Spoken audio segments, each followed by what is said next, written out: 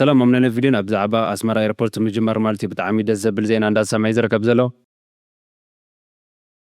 ما يحس أنت بس يحكي خا وندحر بقى قلقلتي يسيل كأخذ خد نهي حنت ساعات نهي كل تسعات يا إيرتران ممكن صاري للزارة وزنورة مرجس منجست إيرترا خمتي أقدمنا هول جزء نتقاصو عمدبنا أزيو نتصوريو أزيو من كالة نحدش نوانا ونحبريتا تاتي زلكم قريبا لغسع مودة تزفيدي زحبركم نتصنحو سنة مكزتال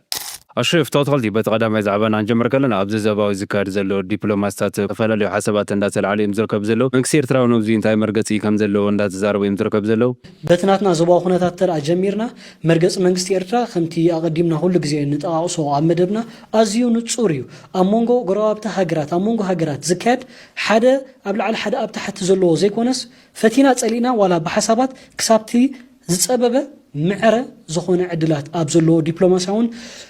تاون قطبان بوليتيكاون صمدوታት راينا خنطف زلنا حنت خم لعلت هاجر حنت خم دخمت هاجر እዚ ፈጺሞ ከስርሕ ኣይክእል ዝብል ማለት እዩ ነተን አንጻር ናይዝ ዝነበራና ኣብነት ኣብ ቀርና ኣፍሪቃ እኳ ተወሲድናስ 4 ወይ 3 ሃገራት ክንጠቅስ ንኽእልና ኤርትራ ከም ሃገር ሶማሊያ ከም ሃገር ጅቡቲ ከም ሃገር ኢትዮጵያ ከም ሃገር ሱዳን ከም ሃገር እንተዳ ወሲድና መራሕተን ዝኽተልዎ ዝነበሩ ፖሊሲ እዚ ሚሳልነት ዝበሃል ማለት እዩ ቢዮንድ ካብ ትሪያሊዝም ዝበሃል ብምኻድ ንሕና ጸገም ዘሎ ይኮነን ዲሞክራሲ ኣሎ ሁማን ራይት ኣሎ ወይ ሰብኣዊ መሰላት ዲሞክራሲ ዝበሃል ናብ ጥር ዝምዕባለን ንነዊሕ እዋን ክጸንሕ ዝኽእል ጸጥታው ምርጋእ ክፈጥረልና ይኽእል እዩ ኣብ ምባል ደረጃ እዮም ነይሮም ምናልባት ዲሞክራሲ ከምኡን እዚ ሰብኣዊ መሰላት ከም ኣምር ብጣዕሚ ጽቡቓት እዮም መዓዝ ግን እዚ ዝትግበር ኣብ ዝነቃ ህዝቢ ኣብ ዝፈርይሉ እዩ ንሓደ ቁንጣ ገይሩ ንሓደ ቆርበት ገይሩ ዝኸይድ ንሓደ ትምህርቲ ዘይብሉ ንሓደ ባነ ዘቀድም ሕብረተሰብ ዲሞክራሲ ዶ ዋላ ሁማን ራይት ዶ ገለገለ ክትብሎ ምናልባት ኣይርድኦን እዩ እንተ ዝኾንካ እምራኣና ማለት እዩ ምናልባት ከባቢና ዘለዋስ ብዙሕ እዋን ምርጫ ገብራየን ነፃን ፍትሓውን ዝበሃል ግን ኩሉ ግዜ ንሪኦ ግን ካብተን ምርጫ ዘይገብራስ ተን ዝኸፍኣ ቀተልቲ ዓመፅቲ ወይ ድማ ኣዳናገርቲ ዝኾና እዚ ናይ ኢትዮጵያ ምርጫ ከም ኣብነት ክንወስዶ ንኽእልና ማለት እዩ ስለዚ ኤርትራ ኣብ ቀርኒ ኣፍሪቃ ተራ እንታይ እዩ መብዛሕትኡ እዋን ኢትዮጵያ ኬንያ ገለንደን ዝበሃላ ነይረን ደሊበረትሊ ምስ ምምፃእ ዝሓድሽ ዘመን ምስ ምምፃእ ዶናልድ ትራምፕ ከም ፕሬዚደንት ናይ ሃገር ኣሜሪካ እንታይ ዝኽተል ካብቶም ኣቐዲሞም ዝፀንሑ መራሕቲ ናይ ኣሜሪካ ባይደን እኳ ተወሲድናስ ንዲሞክራሲ ሁማን ራይት ገለ ዝብል ከም ኣምር ወሲዱ እዩ ዲፕሎማሲኡ ዝፍፅም ዶናልድ ትራምፕ በንጻሩ ተሪእናያ ግን ሃገራዊ ረብሓ ዝማእኸሉ ዲፕሎማሲ ፈለው ዝገብር ንኣሜሪካ ክህብትማ ዝኽእል ንኣሜሪካ ከውሕሳ ዝኽእል ንኣሜሪካ ናብ ዝለዓለ ደረጃ ከብፅሓ ዝኽእል ምስ ዝኾነ ይኹን ሃገር ዝምድና ክገብር ኢሉ ማለት እዩ እዚ ከዓ ሓቀኛ መድረኽ ንሪኦ ዘለና ማለት እዩ ኣብዛ መወዳእታ ዝተዛረባ ዘረባ ኣሜሪካ ኣብ ልዕሊ ኢትዮጵያን ኤርትራን ኣብ ድሕሳት ትሓስብ ዘላ ኣብ መንጎ ክልቲአን ሃገራት ከም ዝፍለጥ ድሕሪ ናይ ኣሜሪካን ኤርትራን ዲፕሎማሲ ማለት ኢትዮጵያ ዘውፅአቶ መግለፂ ብጣዕሚ ኣዘራራቢ ኮይኑ ፀኒሑ እዩ እቲ መግለፂ ድማ ማለት ብፀቕጢ ኣሜሪካ ከም ዘወፅኦን ወዲ ጠባ ኣብዚ ሓበሬታ እዚ እንዳሃበ እዩ ዝርከብ ዘሎ ሰዓት እዚ ብጉዳይ ኤርትራን ኢትዮጵያን ኣሜሪካ ሓደ ዓበ ኣጀንዳ ሒዛ ከም ዘላ እዩ ተረዲእና ሜይቢ ከምኡ ተረዲእኩም ክኸውን ተስፋ ገብር እዚ ሕጂ ከምኡ ክንሓስብ ከለና መንግስቲ ኤርትራ ክቕበሮ ይብሉን ወይ ክሰሚዕ ይብሉን ገለ ዝብል እሱ ንጎኒ ንግደፎ መንግስቲ ኤርትራ ከም መንግስቲ ወኪሉ እዩ ዝዛረብ ማለት ብዛዕባ ኢትዮጵያን ኤርትራን ዝርብ ወይ ናብ ኖርማላይዜሽን ንምምፃእ ሰላም ንምምፃእ ኢትዮጵያ ክትገብሮ ፀንሐት ዕንደራ እዚ መግለፂ ናይ ወፃኢ ጉዳይ ፖሊሲ ኣብ ወፃኢ ጉዳይ ሚኒስተር ወፂ ዘሎ ፅሑፍ እንተዳሪእኹሞ ኢትዮጵያ ብሰላማዊ መንገዲ ሃናፅ ዝኾነ ዝምድና ክጅምር ከም ትደሊ ብመንግስቲ ደረጃ ኦፊሴላዊ ፖሊሲ ኣዝ ኤ ፖሊሲ ኮይኑ ወፂሎ ማለት እዩ ሕጂ እቲ ናይ ፖሊሲ ኢንስቲትዩት እዩ እዚ መግለፂ ዘውፅይዎ ሶ ፖሊሲ ኢልና ንዛረቦ ከዓ ብኸም እዩ ካልእ ታምራት ነገራ ስዩም ገለ ዝበሃሉ ኣክቲቪስት ናይ ብልፅግና ድላይም ክዛረቡ ክእል እዮም ንዓና ተገድሰና ግን ከም መንግስቲ ኣብ ጉዳይ ኤርትራ እንታይ መርገፅ ኣለዎት መንግስቲ እንታይ ምቅያራት ገብር ኣሎ እንታይ ናይ መትከል መርገፅ ገብር ኣሎ እንታይ ናይ ኣሰራርሓ መግለፂ ገብር ኣሎ ምርኣይ ከገድሰኩም እዩ ስለዚ ኣብዘን ናይ ፕሬዚደንት ተዛረበንን ማዕረ ድማ ቅድሚታ ንፅነት መዓልቲ ናይ ወፃኢ ጉዳይ ሚኒስተር ናይ ወፃኢ ፖሊሲ ኢንስቲትዩት ቤት ፅሕፈት ማለት እዩ እታ ምናልባት እንተራርኺብያ ኣብዚ ኣላምሳይ ታስእሊ ኣብቲያ እንተዳሪእኹም እዚኣ ሓበሬታኹም እዩ ብድድፊት ኣሜሪካ ኤርትራ ኣብዚ ዞባ ቀርኒ ኣፍሪቃ ናይ ምትእማን ፓኬጅ ክፍጠር እንድሕር ኮይኑ ኢትዮጵያ ኣብ ኤርትራ ዘሎ ማረኣያ ካብቲ ዓበድበድ ፀንሕና ኢሉኣላውነት ጉዳይ ናይ ቀይሕ ባሕሪ ጉዳይ ውፅእ ኢልኩም ሓደ ፒውር ዝኾነ ፅሩይ ፖሊሲ ኣብ ኤርትራ ዘለኩም ርእቶ ኣቐምጡ ተባሂሎም እዮም እዚ መግለፂ እዚ ውፅኦም ኣሎ ናተይ ርእቶ የድብል ኣለኹ ኢሳያስ ናተይ ርእቶ እኮ ኢለ እምበር ኣብቲ ኣኼባ እኮ ይነበርኩን ኣነ ናተይ ርእቶ ከቐምጥ ከለኹ እዚ ምስቲ ዝኸይድ ዘሎ ምዕባለ ክሪኦ ከለኹ ኢትዮጵያውያን ኣብዚ ሰዓት እዚ ከምዚ ዓይነት ኩነታት ሒዞም ዘምፅኦም ምክንያት ሓደ ኩነታት ናይ ኢትዮጵያ እዩ ኢትዮጵያ ምንታይ ደረጃ ወዲቓ ኣላ ኢሳያስ ራእያ ኢትዮጵያ እኮ ኣዲስ ኣበባ ሒዙ እዩ ተሪፉ ሰብኣይ እዚ ሰኢልና ንጉራ ኣነ ንፕሮፓጋንዳ ይኹንኩን ዝዛረቦ ኖርማል እንድሕር ሪኢኻ ኢትዮጵያ ኣዲስ ኣበባ ሒዙ እዩ ተሪፉ 65% ናይ ኢትዮጵያ ብለን ዘሎ እንተዘይኮይኑ ማለት እዩ ካልኣይ ኩነታት ፀጥታ ናይ ኢትዮጵያ ንባዕሉ ናብ ፍጹም ኮንትሮል ክገብሩሉ ናብ ዘይክእሉ ፀገሚ ጫፍ ከይኑ ማለት እዩ ሶንታይ ማለት እዩ ፌደራል መንግስቲ ኣሽንኳይዶ ናይ ኤርትራ ኣጀንዳ ልዒሉ ሕጂ መራኽብ ዶ ቀይሕ ባሕሪ ዶ ሓይሊ ባሕሪ ዶ ውግእ ዶ ገለ ድበሃል ብዓብዪቱ መንግስቲ ኢትዮጵያ ትበሃል ሃገር ክትቅፅል ምዃና ከም መንግስቲ ኸማን ውሕስነት ክህብ ኣብ ዘይክእልሉ ንሃገራት ኣይኮነን ወይ ንከባቢ ዘለዎ ሃገራት ከም በዓል ውድብ ሓድነት ኣፍሪቃ ኢብን ካልኦት ዘይኮነሲ ንነፍሲ ወከፍ ኢትዮጵያዊ ከም መንግስቲ ጋራንቲ ክህብ ከም ዘይክእልቲ መንግስቲ ዝተረጋገፀሉ እዋን እዩ ዘሎ ሕጂ ብዲፕሎማሲ መንገዲ ፖለቲካዊ ስልጣን ናይ ኢትዮጵያ ኣሽፍ ተወተኸልቲ ካብዚ መፃሊ ማለት እዩ ናበሉ ኩነታት ክንሰግር ከለና ብዛዕባ ኤርትራ ከምኡ ብዛዕባ ጌታቸው ረዳ ከም ዝፍለጥ ጌታቸው ረዳ ምስ ኢትዮጵያ ጀነራላት ኮይኑ ሓለፈ ሰሙን ብዛዕባ ኤርትራ ዝተዛረቦ ማለት እዩ ብዙሓት መልሳት እንዳተዋህቦ ፀኒሖም እዮም ኣብዛ ሰዓቶም ብዛዕባ ኤርትራ ብዛዕባ ጌታቸው ረዳ ዝተፈላለዩ ሓበሬታታት እንዳውፅኦም ዝረከብ ዘለው ሰራዊት ኤርትራ ምኳኑ ንዓና በዲሎሙና እዮም ትክክል እዩ ግን ክንደይ ናይ ዝኣክል ጠንካራ ሰራዊት ከም ምኳኑ ብዓለም ዝገለፅዎ እዩ ዓዲ በራኽ እንተበፂሕኻ ማይ ሕፃን ተበፂሕካ ካብኡ እንዳሓር በቃ ቁልቁለት እዩ ስኢልካ ኢኻ ትኸድ ናይ ሓንቲ ሰዓት ናይ 2 ሰዓት እያ ኤርትራ ንምቁፅፃር ኢሉ ዝዛረቦ ዝነበረ ብኡ ንመልሶ ግን ቅድሚ ናብ የማነ ገብረ መስቀል ምኻድና ጌታቸው መትሓዝ ዘለዎ ሰብ ኢሉ ከም ሰብ እንዳቆፀሮ እምበር ጌታቸው ማለት እዚ ደሞ የነበረው ጌታቸው ሌላ ስለነበር ትዝ ይልሻል አይደል መቀሌ ሄጄ አናግሬዋለሁ አይደል ከዛ ደግሞ ጁንታው ከፕሪቶሪያው ስምምነት በኋላ ደግሞ የነበረው ጌታቸው ሌላ ነበር አይደል የመጀመሪያው መቀሌ ተጓዥ ከፕሪቶሪያ ስምምነት በኋላ ምናልባትም የክልል ፕሬዝዳንቶቹንም ቀድሞ ከሄዱት ውስጥ እኔ ቀድማለሁ ስለዚህ ያን ጊዜ ሌላ ጌታቸው ስለነበረ ነው ወይም ያን ጊዜ የነበረው አጀንዳ ሌላ ስለነበረ ነው ጌታቸው ሊሆን ይችላል ጌታቸው ግን በርዕሰ ጉዳይም በሐሳብም በይዘትም ሌላ ስለሆነ አይደለ አሁን ደግሞ ሰሞኑን ጌታቸው ሌላ ነው አይደል በዘመነ ጁንታ ጌታቸው ነበረ ከጁንታ በኋላ ምናቀው ህዝቡም የሚያቀው ጌታቸው ነበረ ሰሞኑን ደግሞ ሰዎችን ግራ ያጋባ ጌታቸው እንደነበር ይታወቃል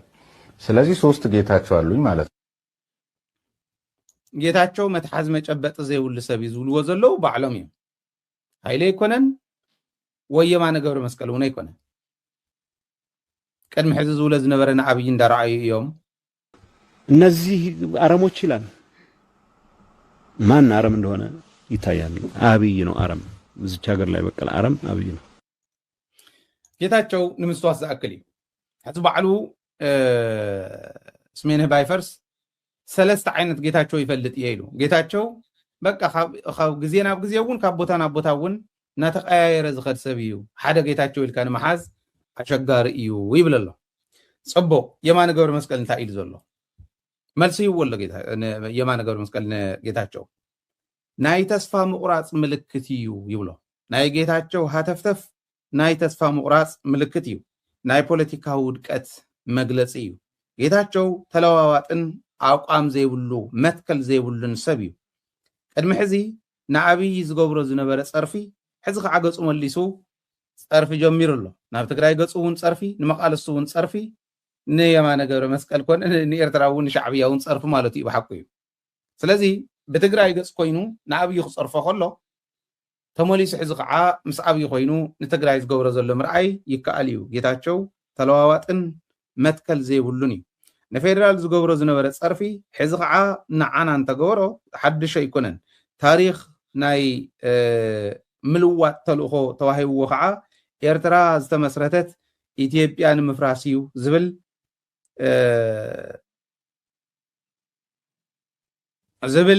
መደረ ይገብር ፀኒሑ ማለት እዩ ስለዚ ናጽነት ኤርትራ ከምቲ ጌታቸው ዝገልጾ ዘሎ ኤርትራ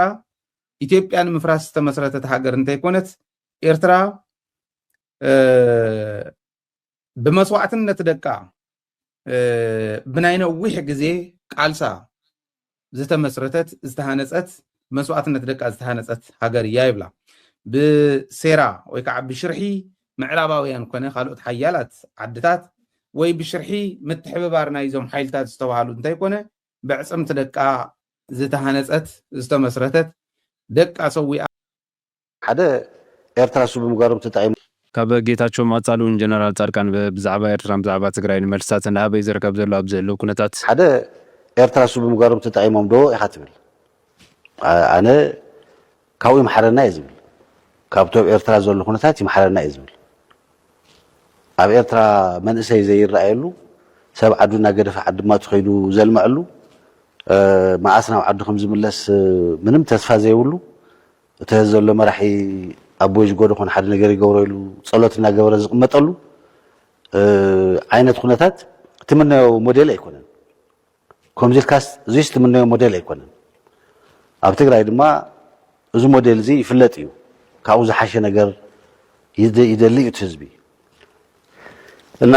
ይቃለስ እውን ኣሎ ተወዲቡ ይቃለስ ኣሎ እዚ ምጥንኻር የድልዮ ዝጎድልዎ ነገራት ይህሉ እዮም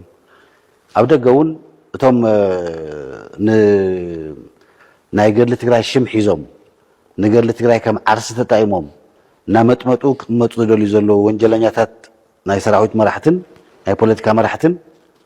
ንኣታቶም ዝቃወም እዚ ትክክለኛ ኣይኮነን ኢሉ ናብ ደገ ዝወፀ መንእሰይ እውን ኣሎ ክውኢሉ ከምኡ ኢሉ ክፀንሕ ኣይኽእልን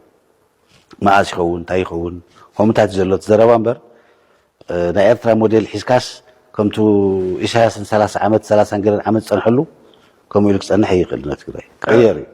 ክመልሰካ ሕጂ ነዚ ምናልባት እውን ናብዚ ጉዳይ እዚ ኣብፅሕዎ ዘሎ ውዕል ፕሪቶርያ ፈሪሲ እዩ እንድሕር ደኣ ውዕል ፕሪቶርያ ፈሪሱ ከዓ ሉዓላዊ ግዛኣትና ኮነ ካልኦት መሰላት ትግራይ ተጣሒሶም ዝበሃሉ መሰላት ትግራይ ብሓይሊ ኢና ክንሕዝ ካብ ዝብል ዝተበገሰ እዩ ዝመስል ዝሓቅስ ውዕል ፕሪቶርያ ንስኻ እውን ዝፈረምካሉ ዝነበርካሉ ዝደኸምካሉ ውዕል እዩ ኦፍኮርስ ዋሓት ሓንሳዕ ሕዚ ለምዖነ ፅሓፍ ሶማልያ መጋበርያ ናይ ዝተፈላለዩ ሃገራት ኮይና ኣብ 2006 ምትእታው ካብ ጎረቤት ሃገር ኢትዮጵያ ርኢና መንግስቲ ኤርትራ ኣብዚ እዋን እዚ ዝወሰዶ ግን ሕቶ ሶማላውያን ብሶማላውያን ጥራዩ ዝፍታሕ ኣብ ዝብል ደረጃ ኢና በፂና ናብ ጅቡቲ ተመፂና ጅቡቲ ከም ሃገር መቸም ክንዘረባ ይኽእል ኢና ኣብ ናይ ፈረንሳ ግዛኣት ስለ ዝነበረት ናይ ፈረንሳ ግዛኣት እንተዳሪእና ድማ ክልተ ምርጫ ሂባተን ኣብ 1950ታት ወይ ምሳይ ቀፅላ ኣነ ዋሕስክን ቁጥባዊ ፖለቲካዊ ወታደራዊ ነገርክን ግን ኣነ የማሓድሮ ወይ ድማ ሙሉእ ናጽነት ከባይ ተፈሊኽ ንውሰዳ ካብዞም ኩለን ግዛኣታት ኣብ ኣፍሪቃ ዝነበረ ናይ ፈረንሳ ጊነ ጥራያ ሙሉእ ናጽነት የዝደሊላ ከም በዓል ጅቡቲ ካልኦት ብምልአን ዘንሎም ንሪአን ዘለና ማሊ ቡርኪና ፋሶ ሕጂ እኳ ካብቲ ደንበታትና ምውፅአን ዝርከባ ኣብ ትሕቲ ጽላል ኣብ ትሕቲ ሞግዚነት ናይ ፈረንሳ ዝርከባ ስለዚ ጅቡቲ ንበዓላ እሽተይ ሃገር እያ ንእሽተይ ሃገር ክንሳ 4 ማዓስከራት ናይ ኣሜሪካ ናይ ቻይና ናይ ፈረንሳ ከምኡ ናይ ጃፓን ኣለዋ ማለት እዩ ስለዚ ኤርትራ ከም ሃገር እንተደኣ ርኢና እያ ግን ብፀጥታ እንተደኣ መፂና ካብ 1991 ኤርትራ ከም ሃገር ካብ ትፍጠር መንግስቲ ኤርትራ ንኩሉ ከባቢታት እቲ ኤርትራ ተዋስኖ መሬት ኣብ ትሕቲ ቁፅፅር እዩ ዋላ ንዝተፈላለዩ እዋንሲ ካብ ትሕቲ ቁፅፅር ወፂ ዝፈልጥ ቦታታት ናይ ኤርትራ የለን ማለት እዩ እዚ ሓደ ካብቲ ዩኒክ ዝገብሮ እዩ እንዴት እታ መራሒት ናይ ሰላም መራሒት ናይ ርግኣት መራሒት ናይ ሓድነት ክትኮን ትኽእል ኣብ ቀርኒ ኣፍሪካ ኤርትራ ስቴብል ዝኾነ ናይ ፀጥታ ስቴብል ዝኾነ ናይ ወታደራዊ ዲሲፕሊን ዘለዎ ሃገር ምናልባት መብዛሕተን ኣፍሪቃውያን ዝሕመያሉ ከዓ ዲፐንደንሲ ድሕሪ ምውዳእ ካልኣይ ኩናት ዓለም ሃገራት ናጽነት ክወስዳ ምጀመራ ኤውሮጳውያን ነቲ ቀጥታዊ ምዝመዛ ዕድል ሲኢነን እየን ድሕሪኡ ብምንታይን ክመፃ ጀሚረን ልቕሓ ምሃብ ብረድኤት ምሃብ እየን ናብተን ኣቕዲመን ዝገዝአን ዝነበራ ንቁጠባዊ ወይ ድማ ባህርያዊ ፀጋታት ንምዝማዝ ዝኣትዋ ነይረን ማለት እዩ ከም በዓል ኤርትራ ግን ኣብ 2005 እዚ ፎሬን ኤድ ናይ ዩኤስኤድ ብሓፈሻ ኣቢላቶ ኤርትራ ከም ሃገር ብፅፍርና ትብል ሃገር እቲ ሰልፍ ሪሊያንስ ዋላ ንጥመ ግን ኣብ ዝተነውሐ እዋን እቲ ርእሰ ምርኮሳ ዝብል ኣምር ሰብ ሰሪሑ ክበልዕ ከም ዘለዎ ሰብ ሰሪሑ ክነብር ከም ዘለዎ እንታይ ውፅኢት ከም ዝፈረየ ሎሚ ርኢና ኣለና ድሕሪ 20 ዓመት USAID ምስ ምምፃእ ዶናልድ ትራምፕ ክቋረፅ ከሎ ኩለን ሃገራት ከም በዓል ዩጋንዳ ሩዋንዳ ኢትዮጵያ ገለ ናውኛው ክብላ ከለዋ ኤርትራ ግን በዚ ጉዳይ እዚ ተንገፈትን ማለት እዩ ኣሸክ ኣዝዩ መቕፃል ማለት እዩ ብዛዕባ ናይ ክልቲኡ ህዝብታት ዝርክብ ማለት እዩ ካብ ትግራይ ዝተፈላለዩ መልስታት እናተዋህበዮም ዝርከብ ዘሎ ሓላፊ ቢሮም ባህልን ቱሪዝምን ትግራይ ዝኾነ ዶርዮስ ጎደም ድማ በዚ ጉዳይ እዚ እውን መልሲ እንዳሃበ ዝርከብ ዘሎ እዚ ሓይሊ እዚ ዝተሰለፉ ውድባት ደጊሞም ክሓስቡ ኣለዎም ኢለ ዝሓስብ ምክንያቱም ኣንጻር ህዝቢ ትግራይ ምስ ዝተሰለፈ ሓይሊ ይሰርሑ ስለ ዘለዎ ማለት ሓደ ግዜ ኣነ ብጣዕሚ ዝገርመኒ ህዚ ንዓና እውን እንታይ ይብሉና ንስኻትኩምስ ምስ شعبيات تسرح له هم يقولنا نحن مش شعبيات نسرح له حدا مكنيات دحرص انت تاوي كوينات نسلام قربات سلله يوم تصوم دوكو بعلم كو يوم مسريتمو منغس ارترا بعلو مسريتو تصوم دو بعلو مسريتو تصوم دو كاب زمسرت ندحار زيات بحال صقم اب حزب تግራይ بسراوت ارترا يبصحتن بقى سلام دلوات سلله ሆኑ مقصالነት ከዓ كل ግዜ ከዓ ኣብ ኩናት ኣይተነብር ትዝሓለፈ ሓሊፉ እዩ ትዝሓለፈ ያኸለና ኣብ ዝሓለፈ ኩናት ብጣዕሚ ከቢድ ኪሳራ በጽሕና እዩ ስለዚ እዙይ ክጽል ይብሉን ትዝሓለፈ ኦሬዲ ሓሊፉ እዩ ካብ ብሕዚ ግን ትርክብና እናጠናኸርና ንኺድ እዩ ትርክብ ከዓ በዋናነት ህዝብን ህዝቢ እዩ ህዝብ ከዓ قدم هزون أي تبعسن هزون أي تبعسن تبعسي تي قونسي تخينات أمونغو بوليتيكا ودباتن أمونغو ناي تجراي الهيكان تجراي الهيكان ينيرونبر أب هزب زي زبالة سجب أي نبرن ولا مس هزبر ترى راح كيكونس مس قرابة خليلاتون تناي السودان كم جمريات حزون سلام نيرو صبو حجزو من مفت حالات انت تاوكينات قام مجمريات حيز صبو نيرو حزون صبو زقصل زلو يو افتح له انت تاوكينات مس نام حارا مرحتن توم بوليتيكال هي كان زبالو صقم نيرو ግን حزون مس محارا مس عفار مس كلهم قرابتي كللاتن قرابتي هاجراتن سلام فتيرنا خنكدل مس فدرالون سلام فتيرنا خنكدلنا يتمرغصي